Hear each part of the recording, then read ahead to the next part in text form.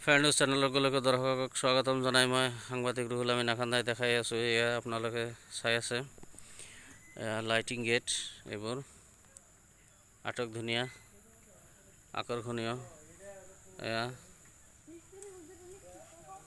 যিকোনো দুৰ্গা পূজা বা ৰাস পূজাৰ বাবে আপোনালোকে যোগাযোগ কৰিব পাৰে। গৰৈমাৰী ৰাজীৱ ভৱনৰ পশ্চিমত আপোনালোকে যোগাযোগ কৰিব পাৰে। এয়া মালিক হৈছে আমিৰ ভাই। আপোনালোকে যোগাযোগ কৰিব পাৰে। বিভিন্ন ধৰণৰ বিবাহ অনুষ্ঠানতো আপোনালোকে এই লাইটবোৰ আপোনালোকে ল'ব পাৰে।